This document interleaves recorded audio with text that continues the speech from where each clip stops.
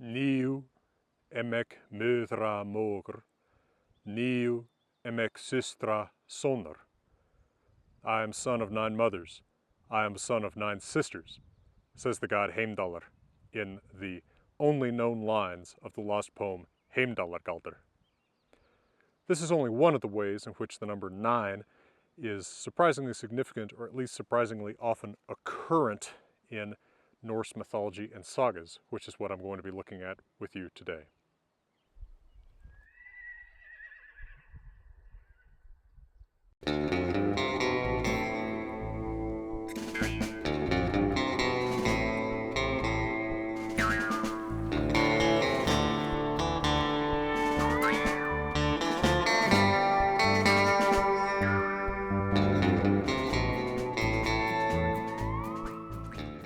Hi, I'm Old Norse Specialist Dr. Jackson Crawford. In my series of videos about Norse language and myth, I like to present short presentations about particular topics of interest in beautiful places in my Rocky Mountain homeland of Colorado and Wyoming. So today, as I said, we're looking at the number 9 in Norse mythology. Now, I started out by quoting those lines from Heimdallargaldr, in which the god Heimdallr mentions that he has 9 mothers. The exact details of how one can be son of 9 mothers are never explained, but we also have a similar reference in the poem Völuspá and Skama, also called Hyndluljóð, in a part of stanza 35, which probably refers to Heimdallr also. Níu boru þann nad gofgan mann, jotna mojar við jarðar throm. 9 daughters of giants, or Jotuns, bore that spear-gifted man at the edge of the earth. We also see the number 9 associated with giant women. Again, keep in mind that giant or Jotun is not necessarily a thing bigger than the gods. It is a family of supernatural beings of the same quote-unquote species as the gods, just in a rivalry with them. We see 9 giantesses at the beginning of the world, according to the poem Völuspá in stanza 2 of the Codex Regius version. We see Níu manek heima, Níu iviðjör.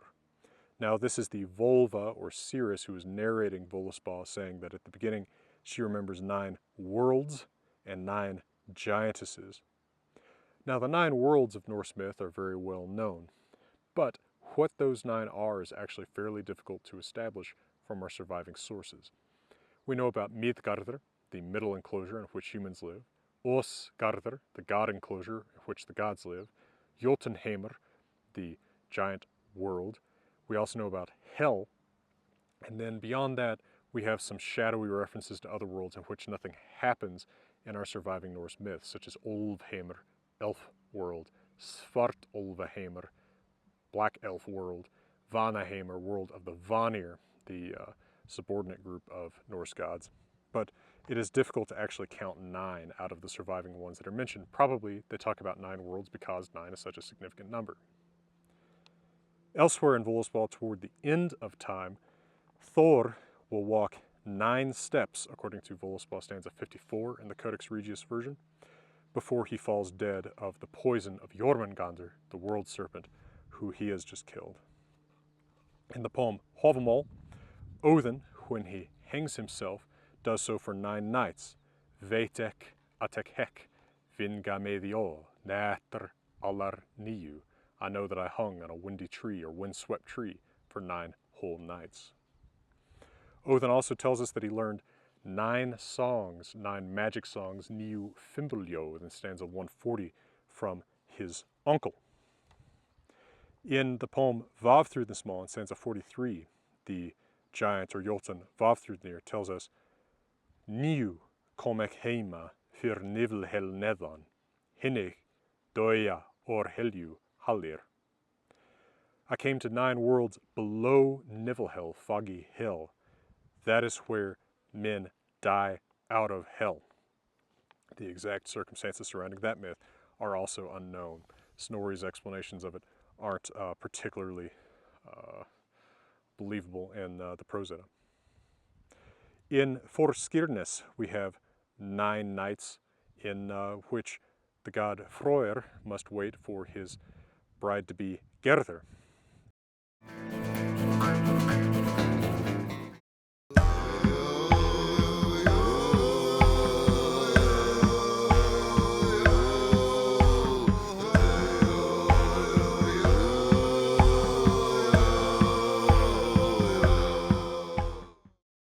Nine also seems to be the number of choice for insults. So in Helgakvida Hjorvarssonar, I believe that's the one, the earliest poem about the hero Helgi, when Atli is having his insult battle with the Jotun woman Hrimgerðr, he says that she ought to be dead and buried 9 miles beneath the earth with a tree growing in her. We also see that in the next Helgi poem, at least in chronological order, hypothetically, Helgakvida Hundingsbana 1, stanza 39, we have Sinfjotli insulting Guðmundur. He says, Niu otum vit o nessi sogu ulva alna ekvar ein fader thera.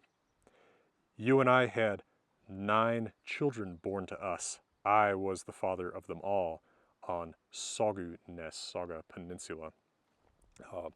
The way he insults Guðmundur is to make him out to be a woman or female of other creatures, and then to say that he is the father of her children. It's a little bit different from the way that you might get insulted in a bar today.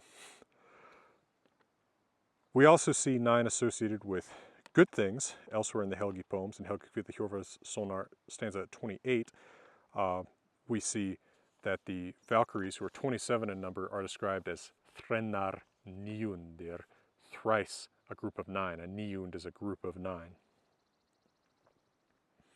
Now, in Volundarkvida, it is also the 9th winter of their marriage, in which the Valkyrie wives of Volundr and his brothers leave them. We also have the ring Draupnir, which makes 8 copies of itself, i.e. makes there to be 9 of itself every 9th night. According to Forskirnes, stanza 21, Åtta eru javenhovgir erav driupa ena niundu hueria not. There are 8 of equal value or weight, which drip off of it every 9th night. We see many more occurrences of 9 in the Prose Edda as well, in some stories that Snorri tells that we don't have poems to source. So, for example, he says that Njordr and Skadi, after they agree to their unhappy marriage, each agree to spend 9 nights at each other's home.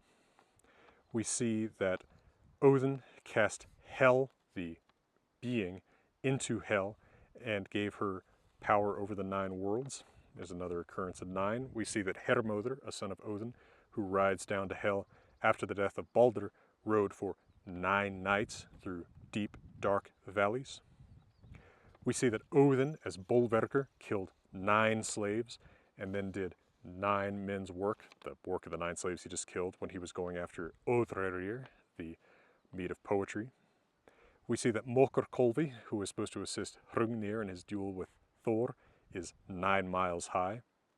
We hear that Agir and Ron have 9 daughters. It's also a commonplace of skaldic poetry. Those can be the 9 waves, sometimes in poetic language. In the saga of Hervor and Heidrekr, when Odin disguises Gestumblindi as having his riddle contest with Heidrekr, he asks him what has 10 tongues, 20 eyes, and 40 feet, and it's a sow with 9 piglets inside of her. And then after he loses his insult battle with Odin, Heidrekr is killed by 9 slaves. One of the many ways that we have more 9s than you might find just by word searching for the number 9 in the Eddas is 9s disguised as 8s. I'll give you an example. In Grímnismál stanza 2, Odin says, Åtta nätter satek milli elda her, svå at mer mangimat ne bauð. I sat between fires 8 nights so that no one offered me food. We also see 9s disguised as 8s in, so of course he's sitting there for 8 nights, i.e. 9 days. We also see a similar thing with winters or years. In Lokasenna stanza 23, when Odin is insulting Loki, he says, Åtta vetter vartu hyrjord neðan, kyr molkandi okona. You were beneath the earth 8 winters, i.e. probably 9 summers, i.e. 9 years, as a cow in milk and as a woman. In a similar way, in Helreið Brynhildar, Brynhildr says that she lay in bed with Sigurður like his sister for 8 nights, i.e. 9 days.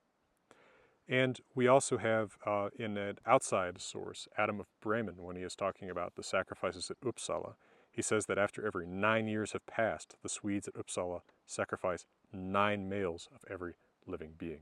Of course, there's more living beings than 9, but this includes at least men, horses, cattle, and dogs. So this is really just a little bit of a catalog, but it shows you just how often the number 9 shows up in Norse myth, much more than in most mythologies, where 3, of course, is commonly a sacred number, but 9 is a little bit unusual. Now, I ought to point out, though, that 9, if you just look at a concordance like Robert Kellogg's Concordance of Epic Poetry, and you look up the number 9, you'll find 12 occurrences of the word 9, niu, in the classic Poetic Edda. So I'm not including the Etica Minora. But 3 occurs 28 times, 5 15 times, and 7 15 times. So 9 is not the only significant number. It's just surprising how much it comes up relative to numbers that are traditionally more important in other world mythologies such as 3 and 7, and how much it is associated with the really big deal events like Odin sacrificing himself, or the 9 worlds, or Heimdallr and his 9 mothers. So I hope this has been an interesting or informative look at the significance of the number 9 in Norse myth for you. I hope you've enjoyed this deep backcountry view of Wyoming, and I hope that if you are interested in Norse mythology, you'll check out my translations. I've translated the Poetic Edda. I also have a special edition of Havamal called the Wanderer's Havamal that will be out in fall 2019. That will also include the Old Norse text and my commentary on it. And I've translated the Saga of the Volsungs with the Saga of Ragnar Lothbrok, and those are all available as audiobooks as well. So check those out if you haven't yet. Check out my more than 300 other videos on Norse language and myth. And from beautiful Wyoming, let me wish you all the best.